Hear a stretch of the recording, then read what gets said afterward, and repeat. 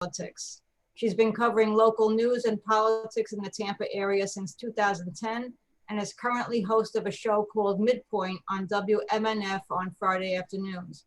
She follows election data trends and campaign finance to dig deeper into politics and give readers and listeners better insight into who is funding political candidates and office holders.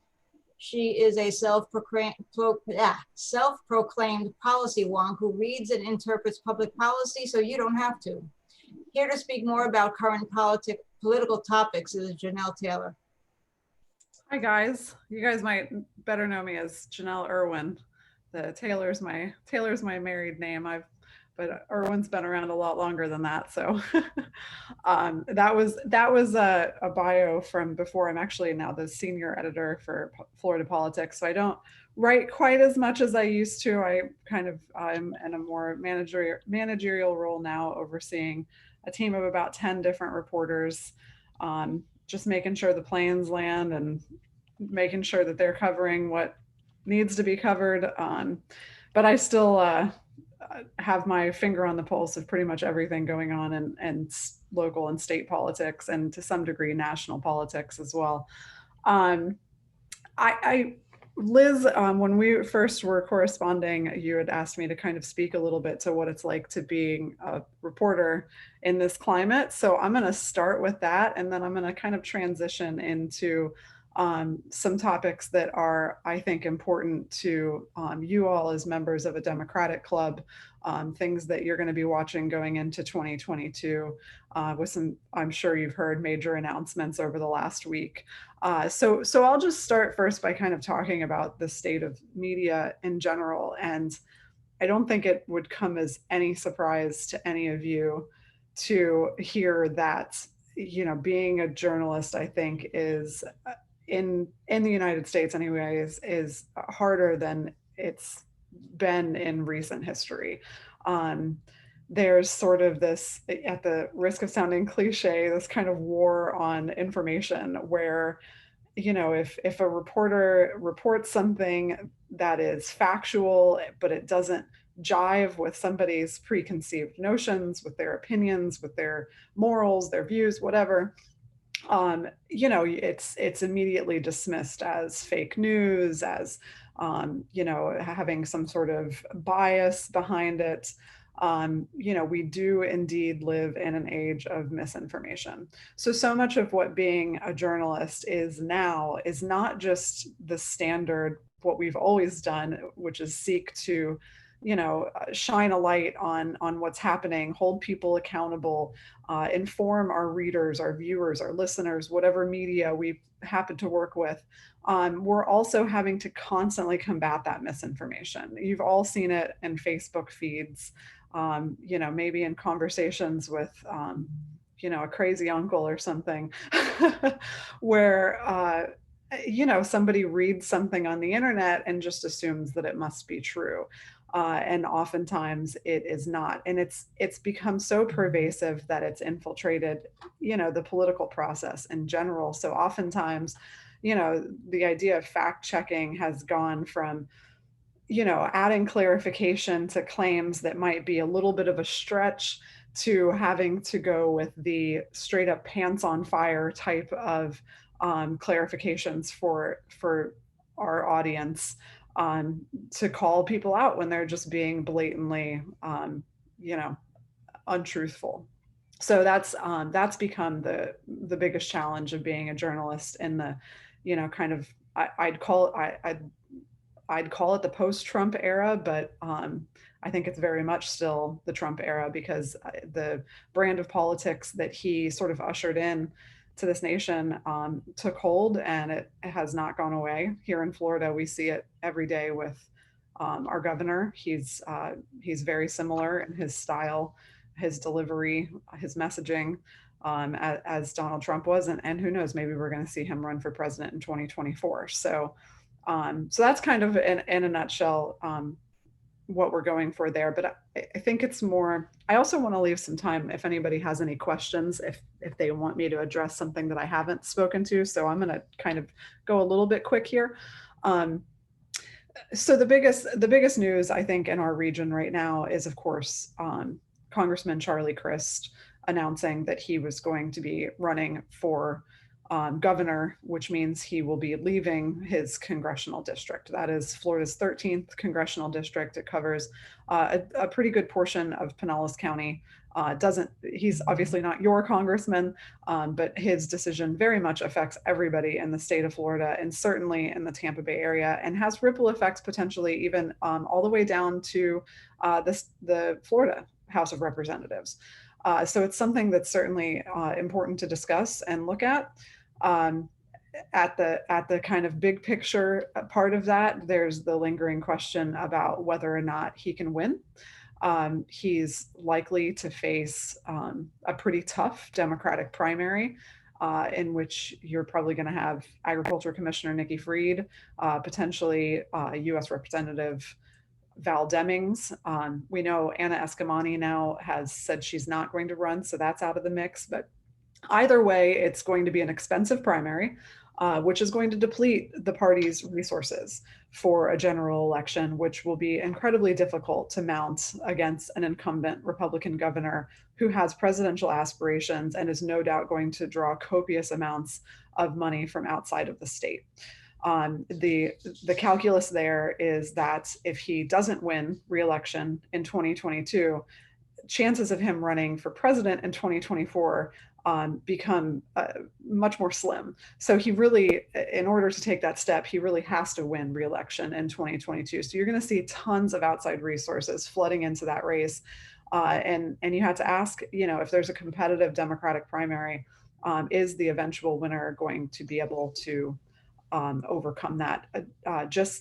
In campaign finance reports that came out this week, DeSantis raised another $14 million in April. He's got, believe it's $37 million on hand already. And that's going to be hard to match. And he's not going to have to face an expensive primary. So he gets to bank all of that to go against Democrats. So you can just imagine how difficult of a task that's going to be for the party. And then, there's trickle down. I hate to use the term trickle down in any context, but it works in this one. There's ramifications further down the line as well. So with him leaving his congressional seat to run for governor, now you have an opening in his congressional seat for people to run. Of course, the first person out of the gate to declare for that race was Eric Lynn. He's a former Obama administration staffer. He was a national security advisor. He's got a great resume, but not very good name recognition. Not sure how viable he's going to be in the grand scheme of things, especially against a Republican who's running, who already ran once and performed comparably well to other Republicans that have tried to unseat Charlie Crist. That is Anna Paulina Luna. And then Ben Diamond, who is currently a state representative, has also announced that he is going to run. And then there are others who might still jump into the race. Michelle Rayner is a Democrat in Florida House District 70, who is contemplating jumping into the race. And then you potentially have St. Petersburg Mayor Rick Kreisman, who could possibly get into that race again. So here again, you have a similar situation where you have a potentially crowded Democratic primary in what will be one of the most competitive congressional races in the entire country in the 2022 cycle, as Democrats are looking to hold on to, if not expand, their majority in Congress. So you've really, as a Democrat, have to be looking at, who's the most viable candidate, who's going to be able to hold on to that seat. And then, of course, there's the big question mark in reapportionment. With Republicans controlling the redistricting process, there's a very real chance that CD 13 could be structured in a way that favors Republicans more so than it already does. It's currently a bluish district. The voter registration push that Republicans did heading into the 2020 election was very successful. They were able to whittle away their deficit in CD 13 from 5.2 percentage points to just 4.6. So they've already made a dent in the advantage they have there. If you see reapportionment push the district of that boundary further north, you're going to bring in more Republican voters into the district. And if they move the southern district up you're going to cut out some of the Democratic voters. So if you see that happen, you could see a conceivably red district, certainly more purple than it already is. There's a big question about whether or not that's going to happen. Obviously, Republicans tried in their previous round of redistricting to kind of take out the Etch-a-Sketch and get creative with their boundaries to help their party. And that was shot down at the court level. A lot of people think that they're not going to try to mess around with that again because it bit them in the butt the last time they did. I personally disagree. I think that they are emboldened by having a conservative Florida Supreme Court. I don't think that they're worried about losing a potential challenge to whatever maps that they draw. So I think there's a very good chance that you're going to see Congressional District 13 shift more towards the GOP.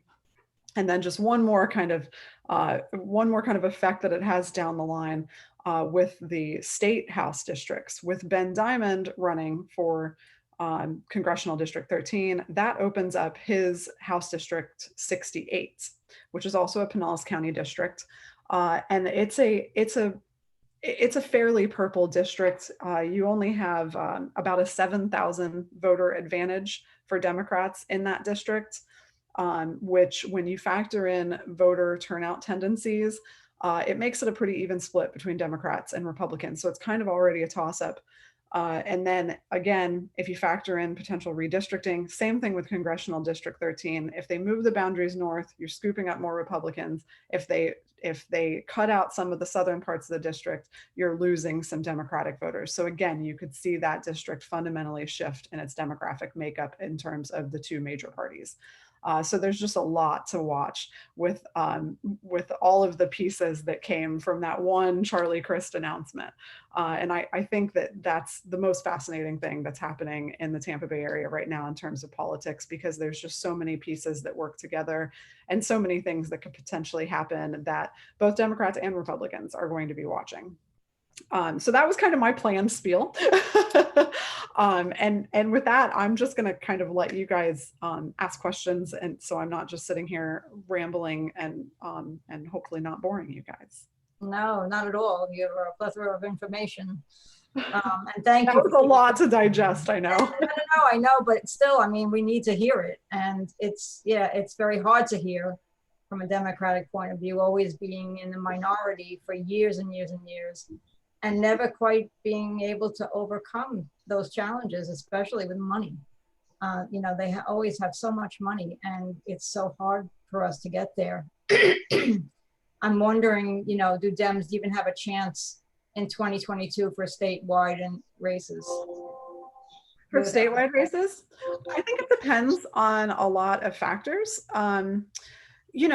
Obviously, if Nikki Fried runs for governor, that leaves the agriculture commissioner spot open. That's currently the only statewide seat that Democrats hold. I'm not sure she would have held on to it, that she would hold on to it even if she did run for it. I will point out that just about an hour ago, there was an announcement that her campaign was going to be dropping a major video tomorrow, which is probably her announcement that she's running for governor. That's more than likely what that's going to be. So that leaves that race open. Also, about an hour ago, former President Donald Trump wrote a glowing endorsement for Wilton Simpson to run for agriculture commissioner. So you're facing some potential problems with the only seat that you even have right now. And then of course you have CFO. I think Jimmy Patronis is going to be a difficult incumbent to unseat. He's popular across the aisle. He's probably the most moderate of all of the Republicans in the current cabinet. So yeah, I mean, can it happen? Yes, of course it can happen. Will it happen? That's a bigger question mark, because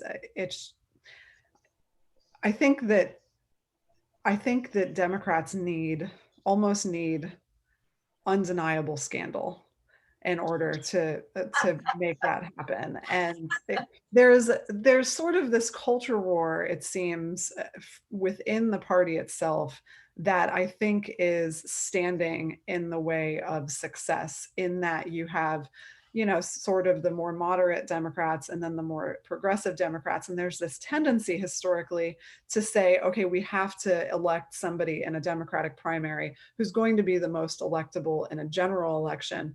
And oftentimes that turns off the progressive voters, and it can have an unintended consequence at the general election ballot box of not having good enough voter turnout. So that's something that party leaders are going to have to combat. And I've written analyses before about this. And I think the winning strategy for Democrats really needs to be individualizing their messaging district by district, speaking to voters on the issues that matter to them rather than focusing on the top of the ticket items that are, top talking points nationwide. The party tends so much to focus on healthcare, expanding Medicaid, climate change, all of these things. Those are all very important issues, of course.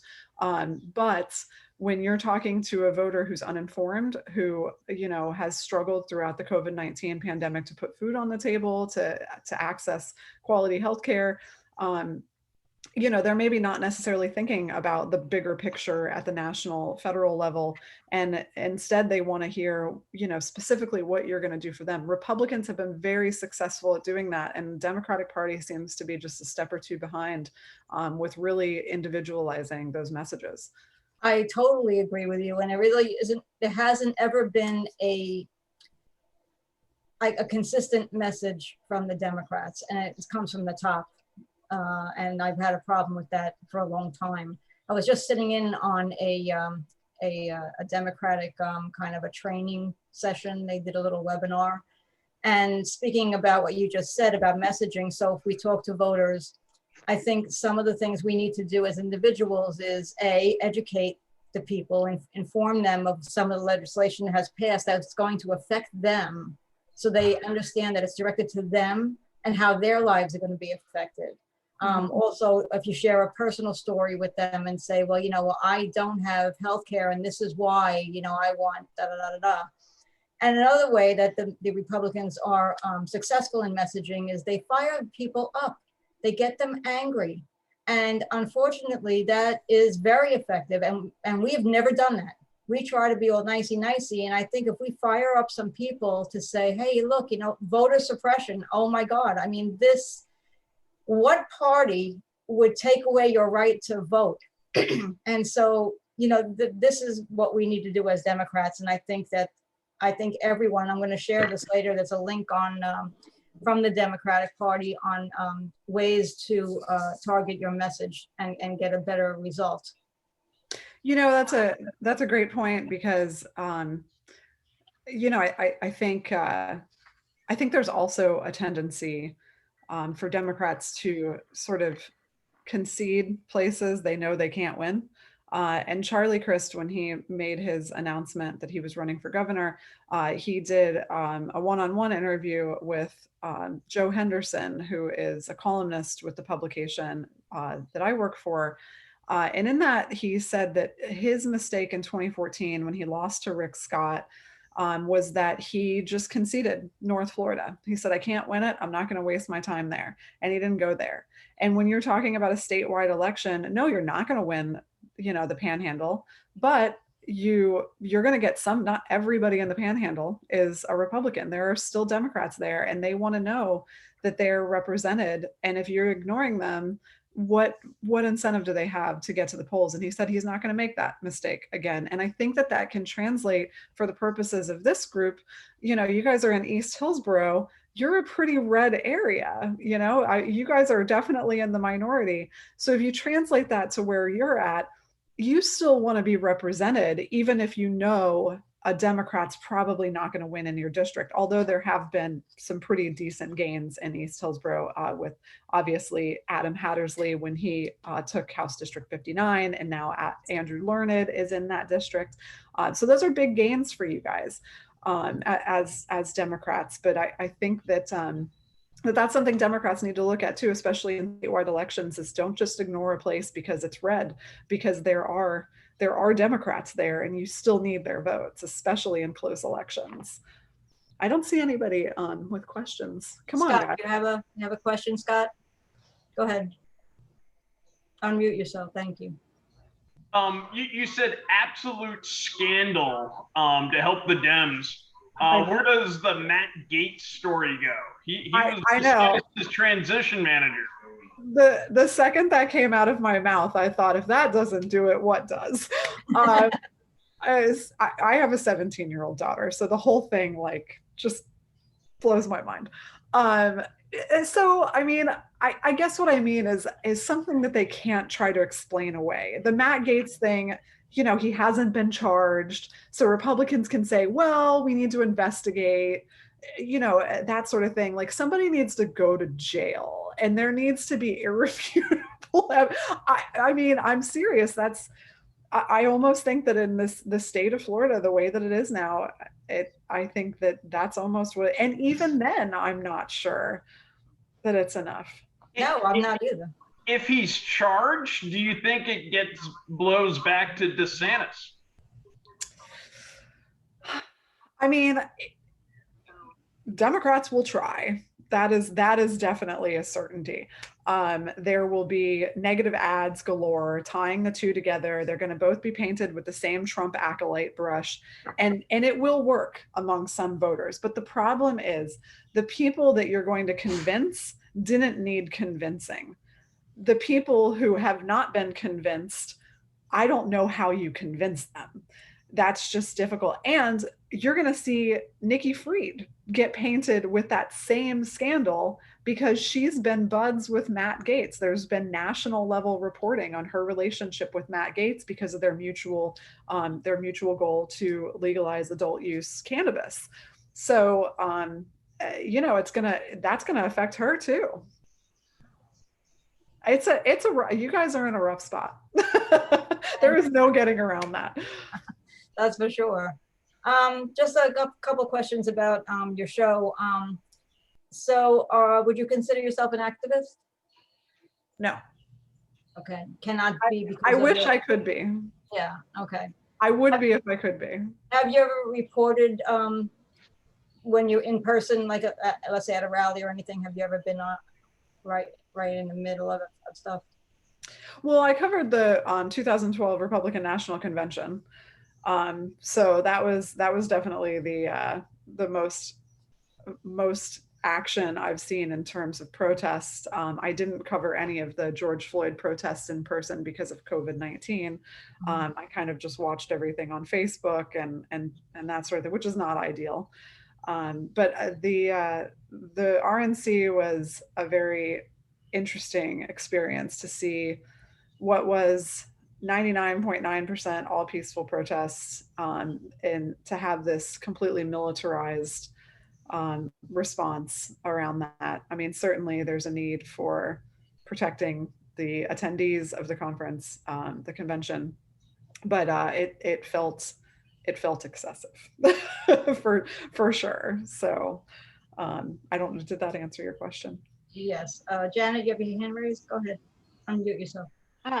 What is the name of her show and what time is it on?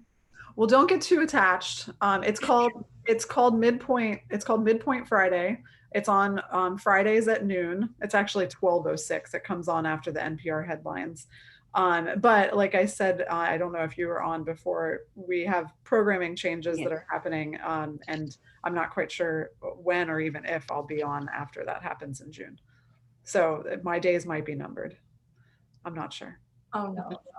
But you can read all things politics on my website, floridapolitics.com. Definitely. And regarding your show, so what do you gather from the listeners who call in? Would you consider that kind of the bellwether of that particular topic? Like when I was listening just recently to the one about the transgender kids, it seemed that every caller was male. 90% of your callers were male. So they certainly took offense to that. You know, it's weird.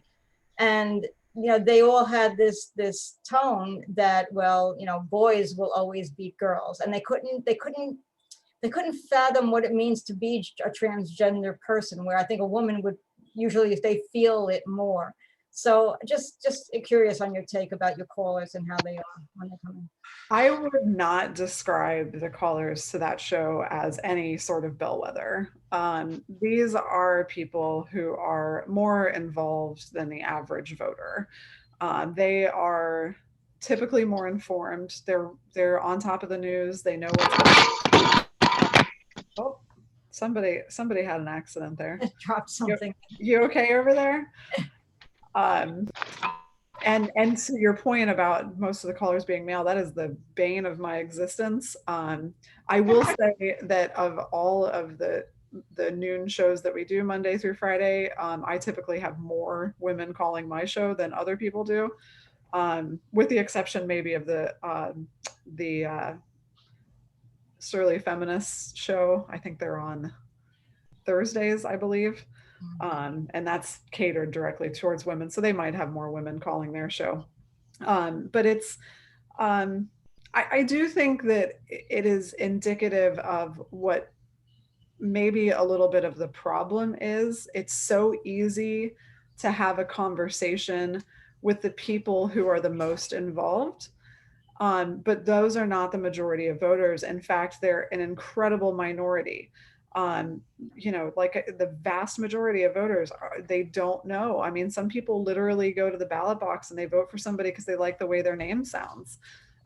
So the conversations that politicians and their campaigns should be having with voters shouldn't be to those people who are the most involved. They've already made up their minds. The conversations should be directed towards the people who are less informed and who aren't likely to call shows like mine or, call into NPR and their call-in shows. Those are the people that campaigns need to reach. As a journalist, how do you feel about social media banning Trump? I understand why the message resonates among conservatives. Or even independents who are moderate. I understand why that message resonates. These are elected officials. These are candidates for office who have been banned from various different social media platforms, mostly Twitter and Facebook.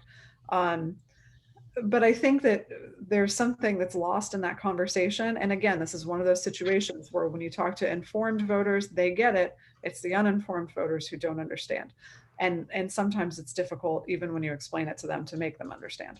And that is that these are private companies. They get to dictate their terms of use. And if they think that something violates their terms of what constitutes appropriate speech, that should be their decision to make. And I find it incredibly ironic that the Republican Party, which is the party of freedom, the party of private enterprise, the party of keep government out of private business, they're the ones who are saying, hey, we need to come in and pass all of these laws to tell social media companies what they can and cannot do. It's to me, it just smacks of hypocrisy. What else is new? One more question. Have you gotten any phone calls from people who claim the election was stolen, and how do you handle them? Not very many, but there have been people who have not blatantly said the election was stolen, but when people call my show who are contrarian, they know the audience that they're dealing with. So they don't come right out and say stuff. They use buzzwords and you know what they're getting at. So they'll say things like, well, what's wrong with election integrity? Why can't we have laws that make sure we have more election integrity, not less? And you know exactly what's between the lines in that. So, I approach my conversations with people on my show with the golden rule, do unto others. And, even if somebody is being absolutely ridiculous, maybe even a little bit rude, I try to approach that with kindness and compassion. I try to counter it with facts, not emotion. The transgender issue, I have a harder time with that than most other subjects. If you've ever heard me talk about women's reproductive rights on my show, I tend to have a hard time separating emotion from that because I'm a woman. But even then, it's very important that you talk to these people like they're people. They're not bad people just because they disagree with you. They might just not know. And that's how I try to approach that, and hope that by being kind and not yelling at them or talking down to them, that they'll be more likely to listen to the message that I'm trying to share. Great, great. Well, that's all we got for you. Thank you very much. I loved having you on. I'd like to have you on again in the future if you don't mind. Hey, I do this all night long. It's fun talking shop. All right, sounds good. All You right. guys have a wonderful evening. Enjoy the rest of your meeting. All right, thank you. Good night, guys. Thank you, Enjoy your Janelle. broccoli. Appreciate it. You're very welcome. So, we'll go on into our business meeting. And I want to take a moment, Liz. You bring on some really awesome speakers, and I want to thank you for that, because I don't have the time to research them, and you do an awesome job. Thank you so much. Next month we're going to have an even more exciting speaker, Chris Cano, with the normal whatever it's called, but yeah. Yeah, he's the executive Suncoast director of Normal, which is all about marijuana. And I know Chris, and he's a delight. He will be exciting to listen to. So spread the word. And, so we're looking forward to that. But let's quickly go through our business meeting, the treasurer's report. Walt Seeley, unmute yourself and tell us how much money we have in the bank. We have, as of today, $3,327.61. So we're not doing too bad. No, we have had Considering. no money coming in the last month and no money going out. And we did sponsor Spring Fling, though. We did, but that's included. Okay, good. And our secretarial minutes did go out to all of the members. They are approved during our business, our board meeting. But if anybody has any questions on that, feel free to ask. Janet does a terrific job on putting those out immediately, and she does a good job of keeping track of what we do too. So thank you, Janet and Walt. Appreciate all the hard work that you put in. We did sponsor Spring Fling. I wasn't able to attend because, well, I was out playing golf all day. And so if Chris and then Liz would talk a little bit about what they experienced during Spring Fling, I'd appreciate it. Go ahead, Chris. Well, it was hot and sunny. And we were at little tables outside in what was called the sails, because they had canvas overhead that looked like sails. Yeah. And then the speeches were pretty good. I mean, Charlie came on and said he was going to tell us something later on in the week, and we all knew what that was going to be. And Liz did more going around from place to place to place. The food was what the Spring Fling is. They had little bits of things, and it wasn't too bad. Yeah, I was hobnobbing around with people. I don't like to sit still too long, but everybody's up for re-election, so everybody, that is anybody was there. I don't know what happened on the virtual side of it, so we were there in person. So we didn't get to hear Anna Escamani. I guess she was just on the virtual end. But we had Charlie Crist, who was like the star of the show. And I got to meet him in person. It felt like Celebrity Week, the red carpet was there. We had several county commissioners, Mariella Smith and Kimberly Overman was there. Harry Cohen, I think Gwen Myers was there. I don't remember seeing her. And the food, there was some hors d'oeuvres there, which were better than I thought they were going to be. So that was good. We had our banner up, and we did get some clapping hands that we were there. And I just got to meet a lot of really great people, and it was good all around. I was pleasantly surprised. It was really nice. That's great. That's great. I wish I could have gone, but I had already put in my team for a, golf tournament, and I mean, 2 days later, they came out with the spring fling, and I felt really bad, but I'm glad y'all went. And thank you for doing that and going on behalf of the club. And yes, I met Charlie Chris back in 2014, and he's very impressionable. I'm kind of looking forward to the governor's run here because between him and Nikki Fried, it's going to be interesting, very interesting. Did anybody go to sit in on the virtual? Unmute yourself, Jennifer. Okay. Yeah, I was at the virtual, and there were a lot of people who had paid, but there were very few who actually showed up. And you know that you go to the different tables. So I was very fortunate. Craig Latimer came over to our table several times to talk with us, and Anna was with us most of the time. So I kind of knew that she was really gonna not be running for governor, because she was putting out all the negatives for her to run as a 30 or 31-year-old. And it was very good. I enjoyed it.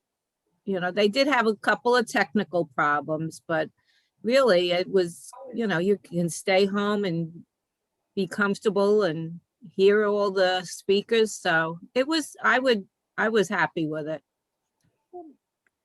So I think now they're planning the Kennedy King dinner. So we look forward to that. And hopefully I will be at that one, because I always enjoyed the spring fling and Kennedy King.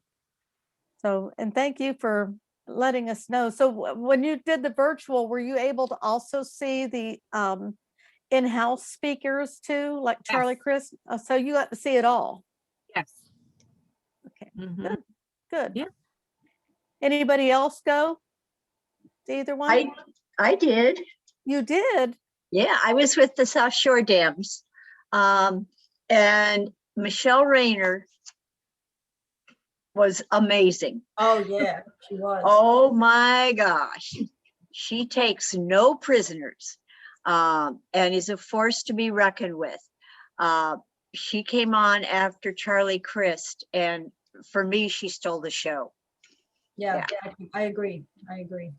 Very strong woman. We need more like her. Yes. Yes. Gwen was there too. Yes. Anyone else? Anyone else go? I'm really jealous now that I didn't go. I went. It was Yes, awesome. I was there too, yes. It was good to see people in person. You must have been dying in that suit of yours. Yeah, I probably went through a whole thing of napkins just trying to keep my face dry. But when the sun went down, it was actually pretty pleasant. Yes, it was. Yeah. Good. So I'm glad y'all all went. I'm glad you had fun. So let's look forward to the next event with Kennedy King, I'm sure. But actually, Tampa Pride Parade is at the end of this month on the 22nd. And Chris has put details of that on our website. Tampa Pride has always been a huge parade in Tampa, and we've always taken part some way. We can wear our t-shirts and whatever and march with them. We have been invited. It's my birthday, and I plan on not being politically involved on my birthday. I've always got something going on. May is a hard month, but please, if anybody wants to go, they're doing voter registration. The DEC will be out there, and also the parade starts at what time? 4 o'clock. Am I right, Chris? Yes. 4 to 7. And it's not on our website, it's on our Facebook page. Okay. What's the route? Where do they start and where do they end? Anybody know?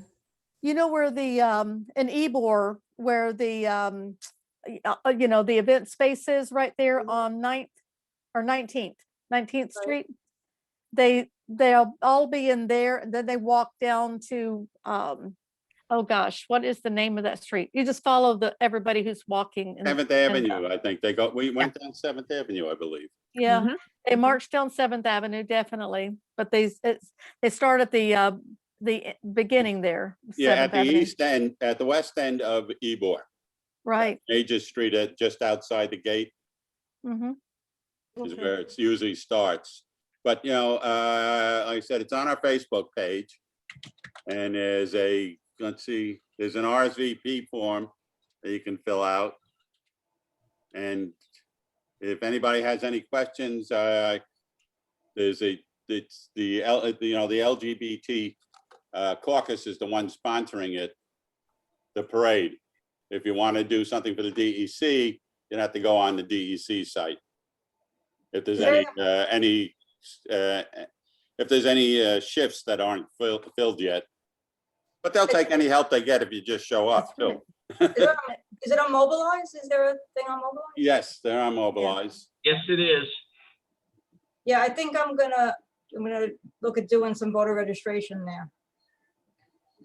Yeah, they'll have a tent and table and everything set up, and they're not going to shoo any help away. Trust me. They want people out in front of their booth, you know, catching people as they come by. So if you show up, they will put you to work. Okay.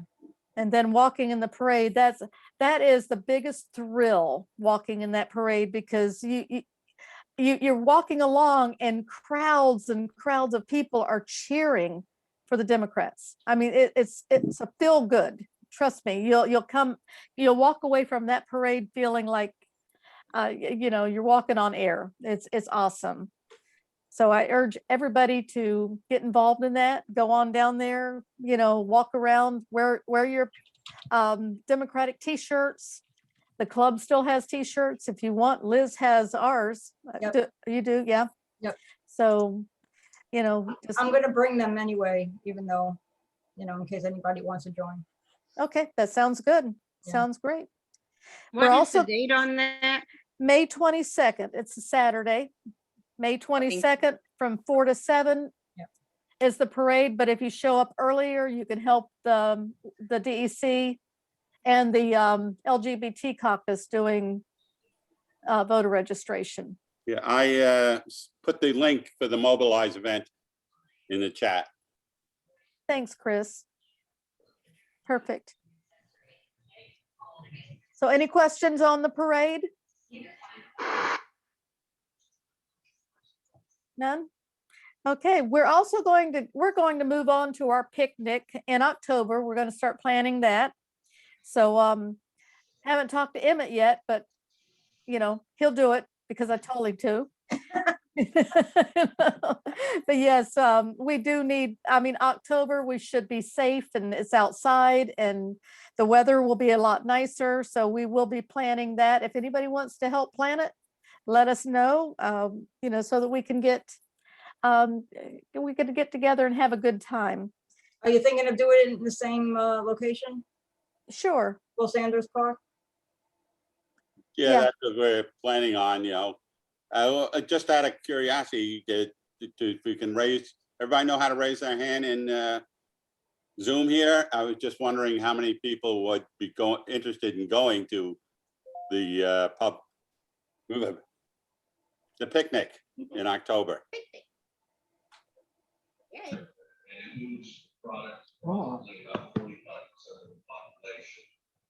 On the reactions to raise your hand. Yep, that's just about everybody. I can't do it. No idea how this critter works. Under reactions, you'll see raise hand. You look at the bottom of the bottom menu, reactions is where you raise and lower your hand. Mine is under You more. just go to the bottom of the participants list, click on participants where it says 23, scroll to the bottom, and mine says invite, mute me, and raise hand. By the way, I love your hat.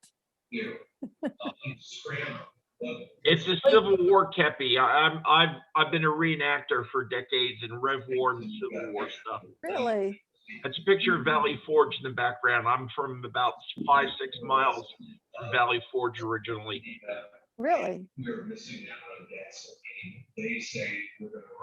Okay, so Chris, we've got 12 12 people who've raised their hands. Okay. That's About half. pretty, yeah. Okay, good. So I'd say that's a go. Okay. Okay. Now Chris is going to be sending out a survey about meeting in person. When he sends that out, just yay or nay, we would appreciate it. Other than that, is there anyone who has any other discussion that we should talk about? Anything happening out there that we need to do? Just raise your hand at me. It's Reed again. It's breaking news. It's just broken in the last hour, but a Texas judge rejected the NRA's bankruptcy bid to declare bankruptcy and reincorporate in Texas to avoid prosecution in New York State.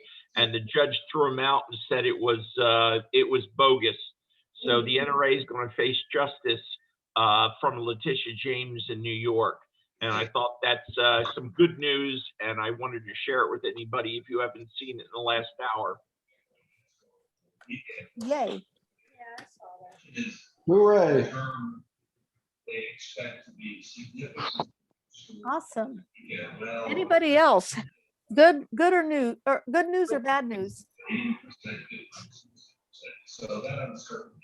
How about the volunteer appreciation party that the HCDEC is doing? Thank you. Bring that up. Okay, so Sunday, May 23rd, from 2 to 6 p.m., the Hillsborough Democrats have decided to recognize and honor all our volunteers. And they're having a party with food and non-alcoholic beverages on that Sunday, May 23rd, from 2 to 6 p.m. And it's going to be held at Alex Sink's house. She has a big piece of property, and it's immobilized. And if you didn't get an invitation and you're a volunteer, you can reach out to me, to Don, or I'm sure, several other people. So it should be fun. There'll be some music, there'll be a slideshow, and the lanyards are going to be there to be made for you. So when you go out and do voter registration or canvassing, you have identification. I like that. I'm glad, because I'm gonna be the first one in line to get one of those. Jennifer, does. you have to RSVP or no? Yeah, Yes, I'm going we to put did. the link, mobilize link in chat. Okay, great. I have it also, Bettina, so. Okay, I don't know if it was ever sent to me. They can accommodate 250 people at one time. So it's going to be 2 to 6. So I'm sure people are going to drop in and then leave. They're going to have security. They have ample parking. The dean is in charge of the parking. And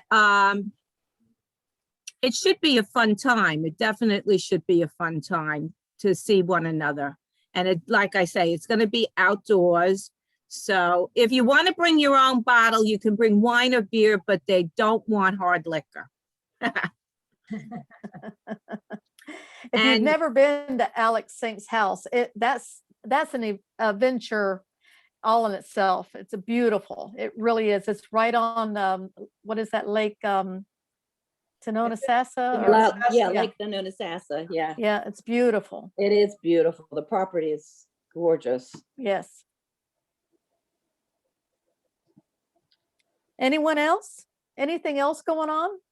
So there's not going to be a 4th of July parade, correct? No, not this year. I talked to the people who are in charge of that, and they are hoping that next year it'll come back. Actually, they know that next year it'll come back, but this year they just don't feel it's safe. There's too much security to take in for the parade to happen. But it is what it is. I read today that Donald Trump is going to resume his nationwide rallies. That ought to be very interesting, because it could backfire on him. I doubt it. But we shall see. But it's something we ought to keep in mind, but he's going to start doing that. Look what's happening in Congress with Liz Cheney. He still Yeah, has a stronghold on the GOP, and that's not going away anytime soon. But I think the good news, and I'm being optimistic and maybe overly optimistic, the good news is I think that the Republican Party is taking itself down. And I think they're just too stupid to realize it. Want to bet Trump charges admission for his rallies? That's why he's doing it. Yeah. Yep. He's a con man. He'll be a con man until they close the lid on his coffin. And Dean, then you had a some. question? Dean, did you want to say something? Yeah, I just wanted to pick up on getting out to Lake Sonoma-Sassa. It's going to be a good time, and we do need some help with inviting 250 people or more. If you would just contact the DEC and let them know you'd like to just help for 1 or 2 hours, whether it's with the parking or they're going to have nice entertainment and everything. Food is provided. They're going to just make it a good time for all of us. We need one. Yeah. Please come out and please try to give us 1 hour's worth of helping us out with it too. We appreciate it. Thank you. Thank you. Anybody else? No, nothing else going on. So our next month's speaker is going to be Chris Cano. And if you've never met Chris Cano, that is an experience all in itself. I love him to death. He speaks his mind, but he is the executive director, Suncoast Normal, which is all about medical marijuana. And I have a feeling he's wanting to legalize marijuana, period. But anyway, I'm sure he's got a lot to say on the subject. So make sure to tune in next month and check the Mobilized site on the DEC and find out locations and things that you can do to help. There's phone banking, all sorts of events that you can help. And Dean is right. The HDEC needs help in any way they can. If you can't go to Alex Sink, there's plenty of other volunteer items that you can help with.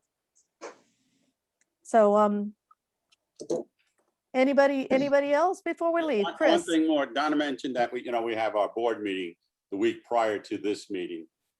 If anybody wants to come and join us, now we're on Zoom, you're gonna have to let us know so we can send you the Zoom link.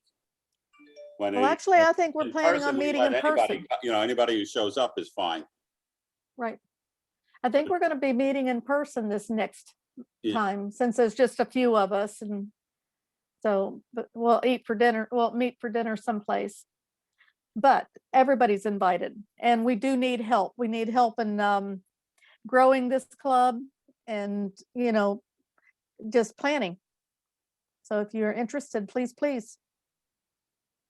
take on president. If you've ever wanted to be presidente, now's your chance. Oh, so with that, I'm going to adjourn the meeting, and hopefully I will see you all your faces next month. And so hopefully soon we'll be meeting in person, eye to eye, but I think, that it's going to be a while. So anyway, everyone have a wonderful month and wish me happy birthday. Happy birthday. See, I'm glutton.